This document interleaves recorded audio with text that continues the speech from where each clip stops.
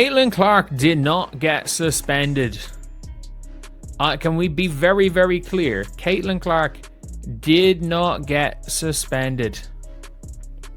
It is one of these things where Caitlin Clark has gone and again, she argued with Brianne January. Let's start with what actually happened.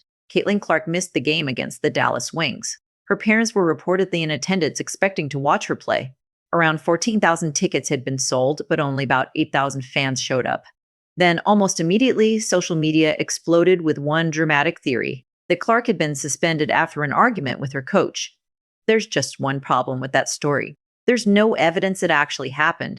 The rumor spread incredibly fast anyway, and that says a lot about how WNBA news and online speculation work in 2024. One viral post turns into a headline. Assumptions become facts. And suddenly, thousands of people are reacting to a story that was never officially confirmed in the first place. Her parents showed up to that game expecting her to play. Her parents expected her to play. I don't think the Fever, not that the Fever didn't expect her to play. I think the Fever absolutely expected her to play, by the way. I think the Fever expected Caitlin Clark to play. The problem with it is that they didn't put her as questionable. If the Fever, knowing that Caitlin Clark missed practice, put her on the injury report to probable or questionable. We've seen it plenty of times where players play if they're questionable. It means the fans know at least. Here's the first major red flag that caught everyone's attention. The Indiana Fever never listed Caitlin Clark as questionable on the injury report. Not probable, not doubtful, nothing.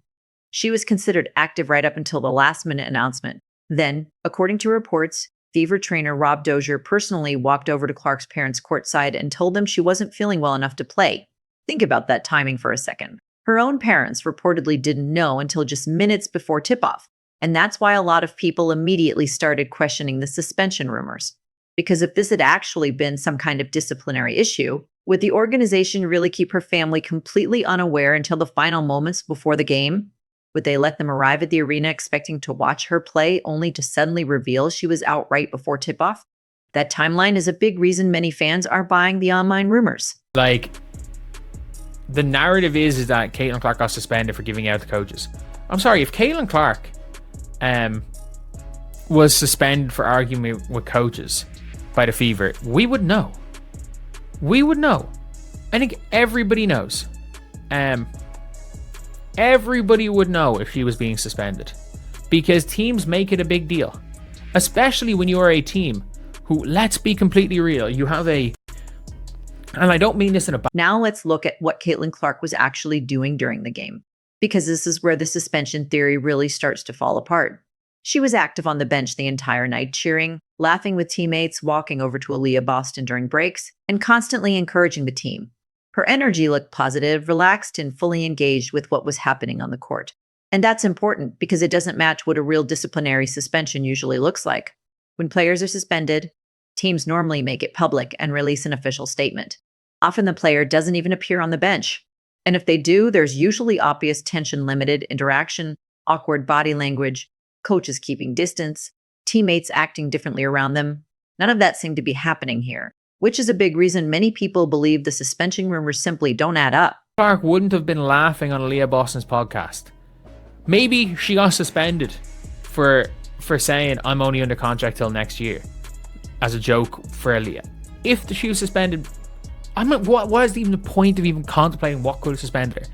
If Caitlin Clark's going to get suspended for arguing with a coach, this is not the first or the last time she's going to do it. I'm going to be real here. I don't think Caitlin Clark's easy to coach. No player is. No, there's no coach in the world. So where did the suspension rumor actually come from, and why did it spread so quickly? It all traces back to a short sideline clip about 15 seconds long, showing Caitlin Clark having a heated exchange with assistant coach Brianne January during a previous game. People saw that moment, then connected it to Clark suddenly missing a game, and instantly created a dramatic storyline. Caitlin argued with the coaching staff and got benched for it. And honestly, it's the kind of story social media loves. It's simple, emotional, and fits the narrative people expect about young superstar players clashing with veteran coaches. But the reality appears much less dramatic.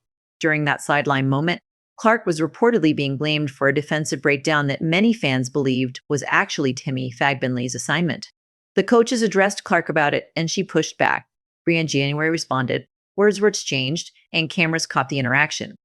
But heated conversations between players and coaches happen constantly in competitive basketball.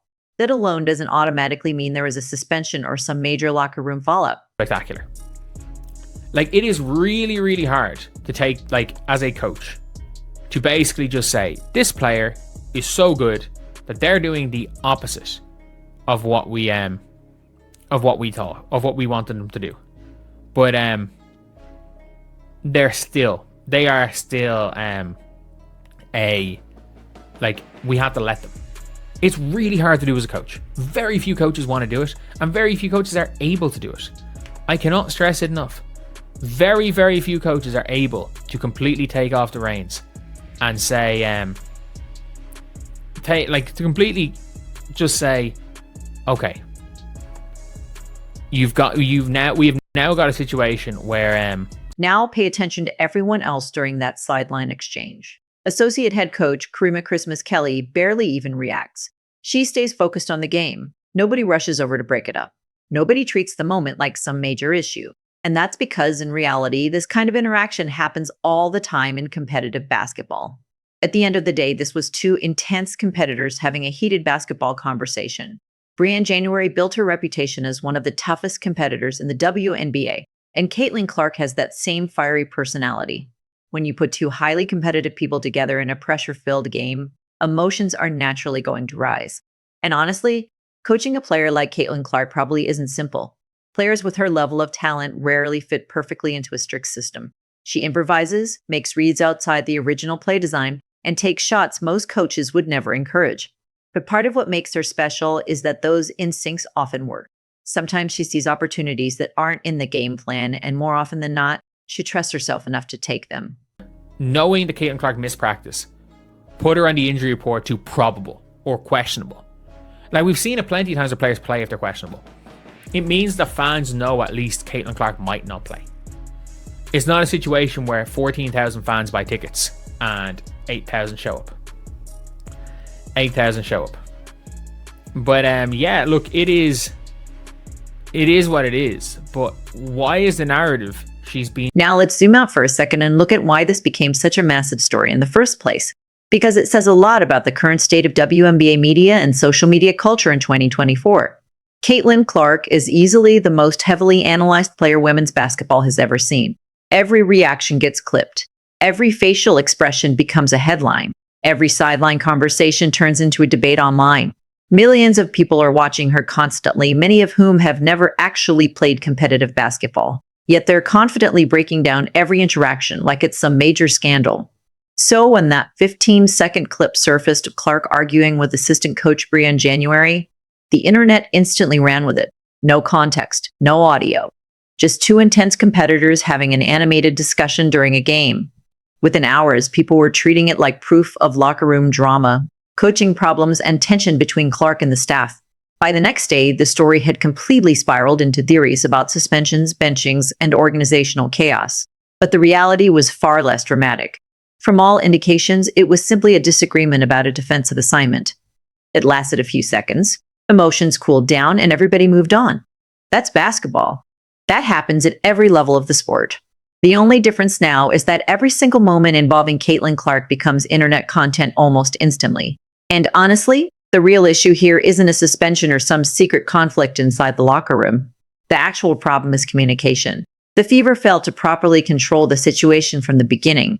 If Clark missed practice or was dealing with an illness or injury concern, the team should have updated fans earlier and placed her on the injury report appropriately. Instead, the silence created a vacuum, and social media filled that vacuum with rumors and speculation. That's how these stories grow. People connect random dots, clips get taken out of context, and suddenly a normal basketball disagreement becomes evidence of dysfunction. Meanwhile, the actual relationship between Clark and the coaching staff appears completely functional. Intense? Sure. Competitive? Absolutely. But functional. Brianne January spent significant time working with Clark during the offseason in Indianapolis. Coaches do not invest that kind of time into players they dislike or can't work with. What fans saw on the sideline wasn't hatred or disrespect. It was two highly competitive basketball people arguing about winning. And the truth is, Caitlin Clark probably is difficult to coach sometimes.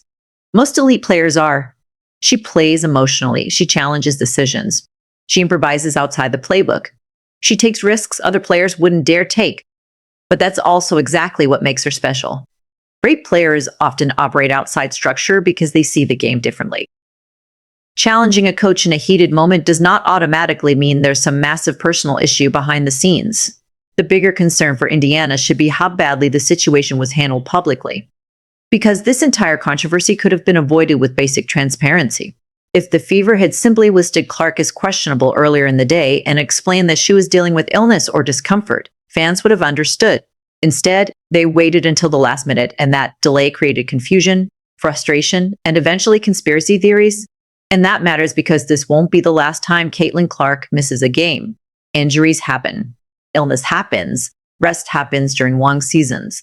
But if fans stop trusting the organization's communication, every future absence is going to create another wave of speculation. People who spent money on tickets and travel will hesitate next time. Fans will assume the worst.